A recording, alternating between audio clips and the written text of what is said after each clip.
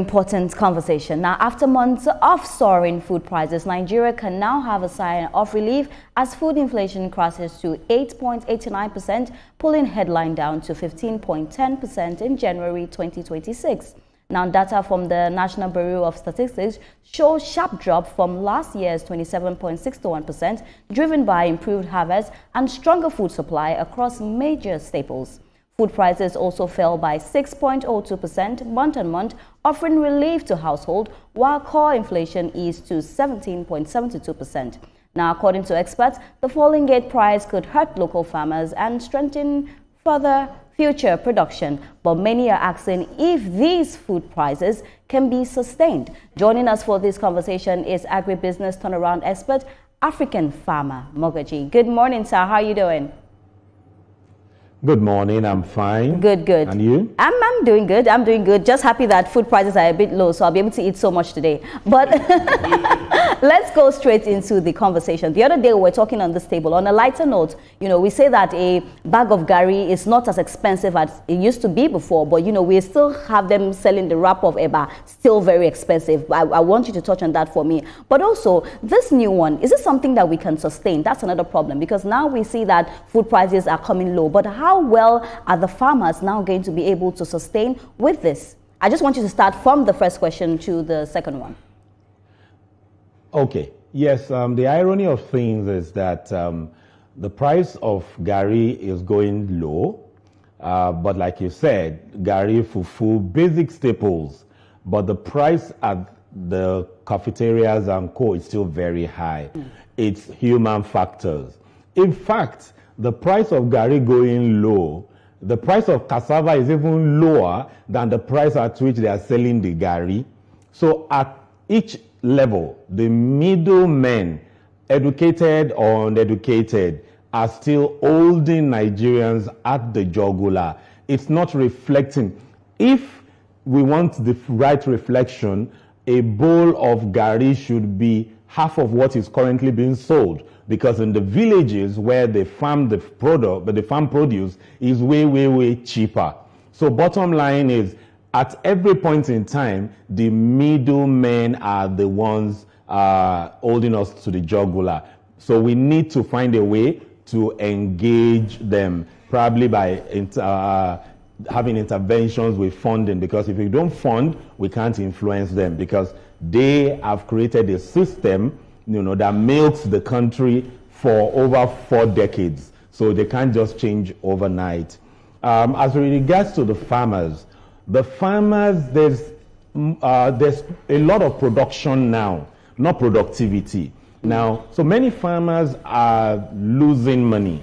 And they're not losing money basically because of policy. They are losing money because of lack of productivity. If you look at an hectare of land, 2.5 acres, which is one football field, 15 plots of land, the average corn that is being harvested is 2 tons per hectare. The same seed can do 5 tons per hectare. So if you use the same input and you're getting 2, and you use it appropriately at the right time, and you are getting 5, even when the prices crash, you will still be able to break even. So productivity has always been a challenge with the farmers.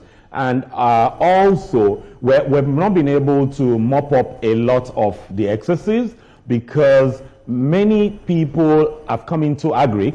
Many people, professionals like you, have invested in agric because they're seeing some measure of policy stability. So we've not been able to tidy it up because of value addition. Value addition meaning Ministry of Agriculture is doing so much, production has increased. VOI, Ministry of Trade and Investment, need to also match it. It's a marriage relationship. So without the Ministry of Trade also upping the game through their agencies, there would always be that bottleneck, and the farmers will keep crying. Show me. Yes, quite clearly, you've made raised an important issue around the plight of farmers also. While it is good news that the prices are coming down for food, then you highlighted the role of the middle men, who in any case are largely responsible for the sustenance of the cost of increases in cost of food prices. Now, bearing in mind the fact that the issue of consumer, there is a need to balance the issue of consumer affordability, with producers' sustainability. What do you think, or what are the measures you suggest with a view to ensure that there's a balance, or how do we get that balance between what the consumers can afford to pay and prices that will not discourage farmers from planting next season? Otherwise, we would only reduce the prices this year, only for it to go up next year due to reduction in production. Yes. So it's a cocktail of interventions. When I mean interventions, my interventions, I look at sustainability. Now, first intervention is with the middleman. They also raise money, at high rates, and so they take advantage of the system. So I've not seen interventions targeting the middleman. And they are the jugular, they are the neck for everything done in the agric, especially farmers. So we need to support them. The same way we support production with fertilizers input, we need to give them access to credit in the banks. If you don't contribute to their operations, you cannot influence or regulate them. So that is I've not seen any intervention. All interventions will ask people to go online, to have warehouses with digital stuff. But these people don't even speak English. They don't do online. But yet, there are 3 generations doing it. So we need to cascade it down to them. That's number 1. Number 2, productivity. We need, take for instance, seeds now. If you want to plant corn, anything from end of May, you will not find seed in this country to plant corn.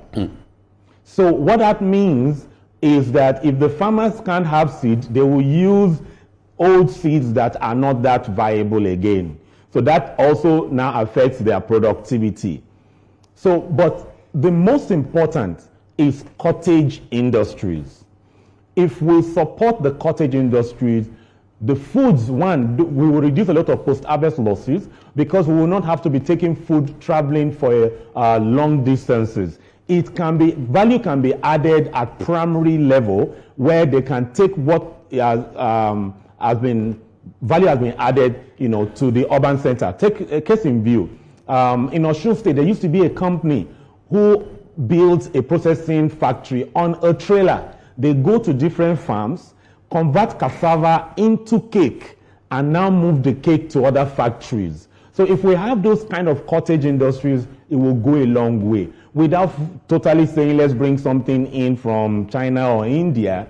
Even tomatoes, people in the north, especially I know of Kaduna, there's a way they preserve tomato. They blend tomato, they preserve it. 1 year after, it's still good. We need to scale local innovations, But what we normally do is bring in something foreign.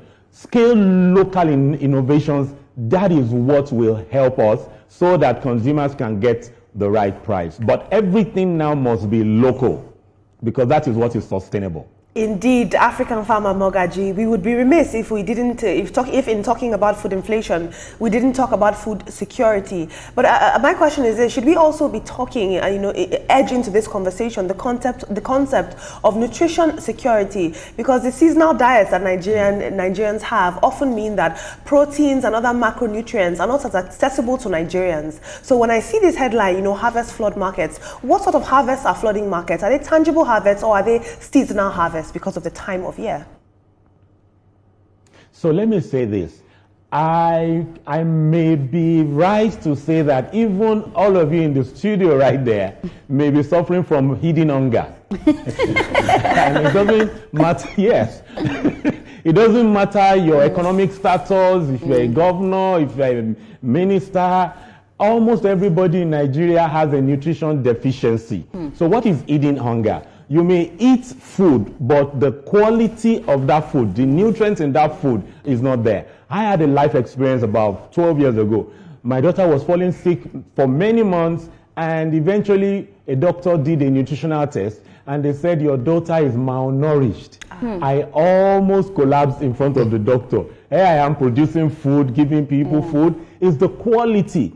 Nigeria should pay attention right now to the concept of what we produce. The quality of what we produce should be more important than the quantity of what we produce, because in a space of 5 years, the result will show in iron deficiency, vitamin A deficiency. So the kind of seeds, we have vitamin A seeds, we have quality protein, which is corn that has protein. It's not GMO, you can replant it.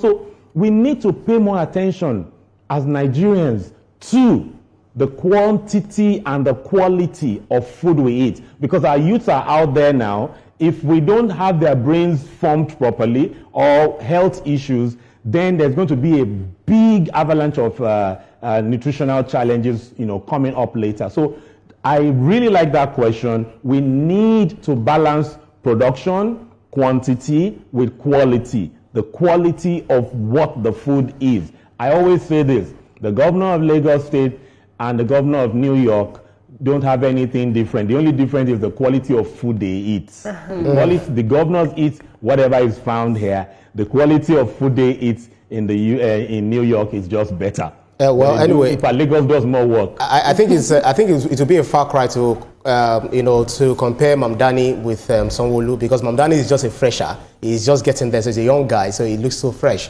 So we may not look at it from the food perspective. Across board, the quality. That's just on 12 they buy his food from. That's just joking. But then, as a follow-up to what my colleague Olamide asked you, I remember just recently buying some tubers of yam from one of the international food markets in Nigeria here, especially in Lagos, and then versus the number of some tubers that were being given to us by our now news director, Mogaji Kolade Tutoju. And I saw the difference. The one I got from that market, was white when you cut it. Before you rinse it and put it into the soup, soup care.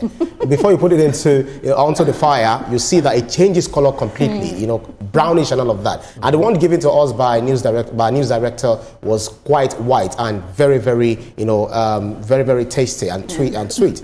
How do we regulate? Whose owners is it to ensure that the number of, or the quality or quantity of fertilizers that are used for this is not overused because they want a bounty harvest, versus the quality, the kind of food we take in and our own health status? That's one. The second one is, now that we have food in abundance, is even globally, farmers are actually reaping bounty harvest.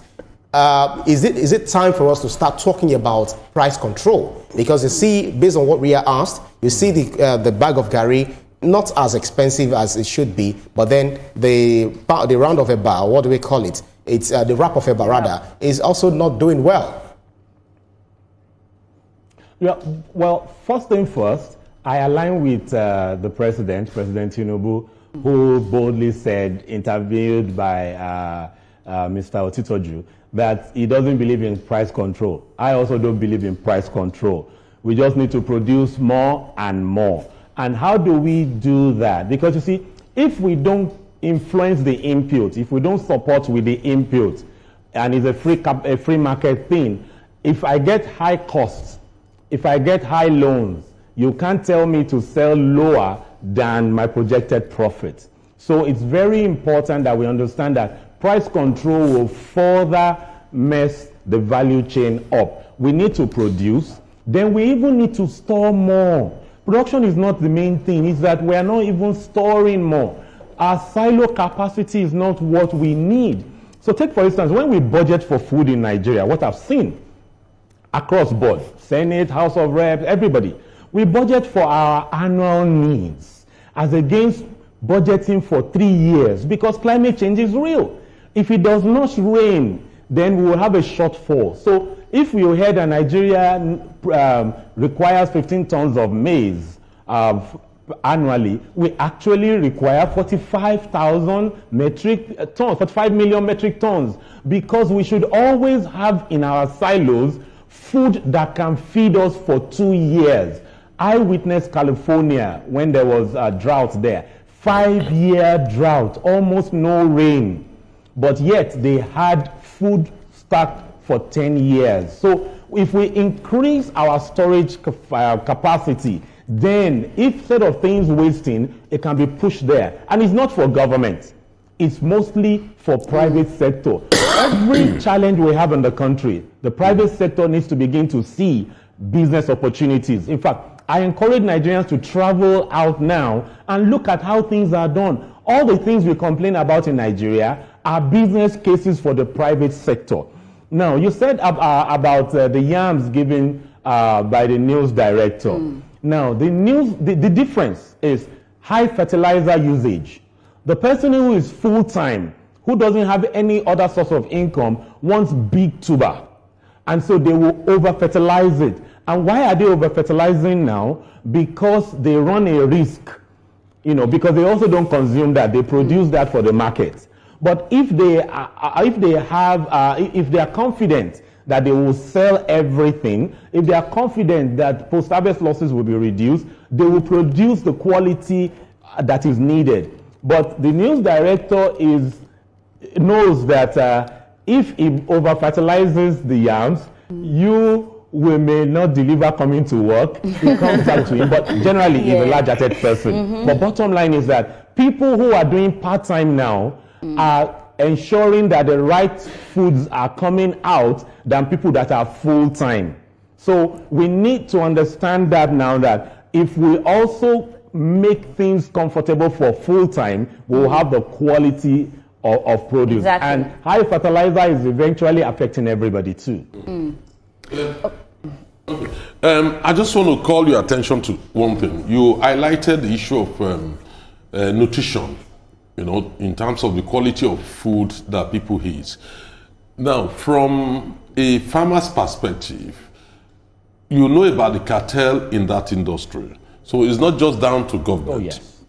It's on two fronts. Yes. And the first one is on the tax, the local government tax operators that, they are all over the highway trying to get some, the logistics people to pay some money to them. Of course, that affects the prices at the end of the day, when by the time they get to the end market, it reduces the profit of the farmers because they have to pay that cost. Now, the other angle to it is 70% of what goes into poultry feeds is maize. The prices of maize are down in the country. How do you explain the fact that the cost of a bird, a broiler, is still around 11,000? When in reality, the cost of maize, has really gone down drastically, that today no farmer should be selling a broiler more than, maybe a 2 kilogram broiler, more than 5,000 naira. Yes, you see, everybody takes advantage of loopholes in the country. I mean, in the agri value chain, we call it a wicked problem.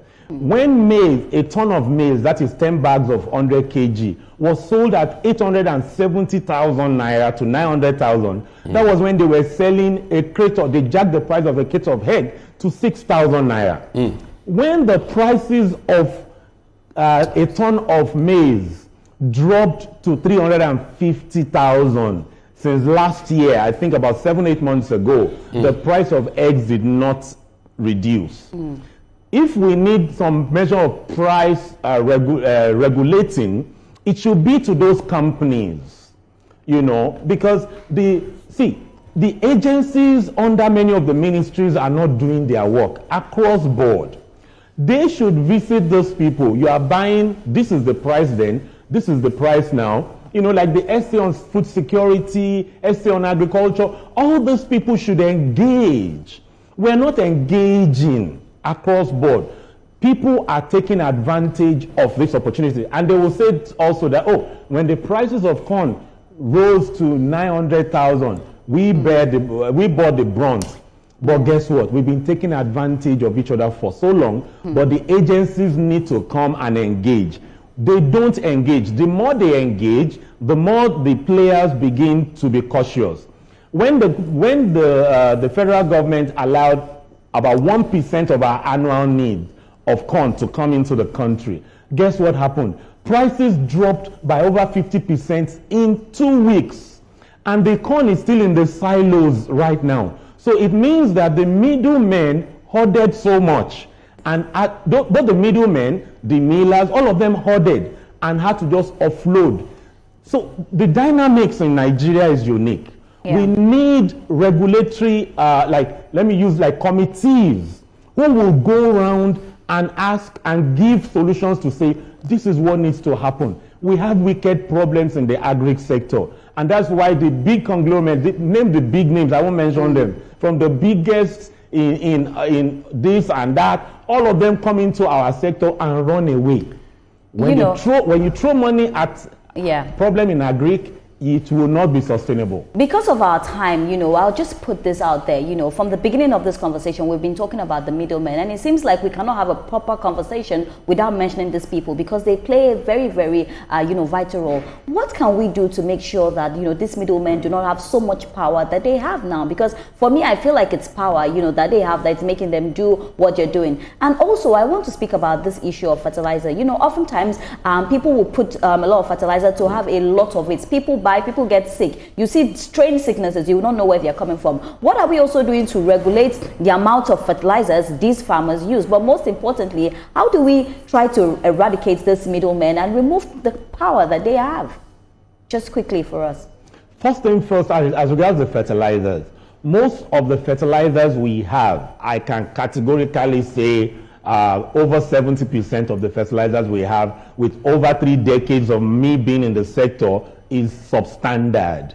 So even when the farmer should use, let's say, 1 gram, if the farmer uses 1 gram, he's going to run into losses. So the farmer now has to use 3 or 4 grams because on the bag, when you see 20, 10, 10, 9 out of 10, except for just 2 or 3 companies, what you see is like 777 or 555. Yeah. If government is the one that can help us with that, if they help us with that, and farmers find out that, if I use small, then it reduces their cost. So farmers also need to be helped with that. And secondly, is we need to create another market. What I mean by another market is that right now you go to Lagos, about 4 or 5 major markets, and it's every state. We need to decentralize these markets into every local government so that when food is coming, take for instance mile 12. When mile 12 is saturated, the prices begin to drop. Meanwhile, in Surulere, in Ikeja, in Aja, the prices are up. So if we allow food to move and we have 21 major markets in 21 local governments, we will be able to, ensure that food moves. There will not be a bottleneck, and the farmers know that whatever we produce goes to the market. So we need to expand our market. We're not expanding our market enough. All right, African farmer Mogaji, thank you so much for this very robust conversation. I really enjoyed your conversation this morning. And like I said, I'm bringing a sack to take a lot of things from your farm. It's possible, right? Very possible. All right, thank you very much. But I don't want to compete with Mr. Babajide.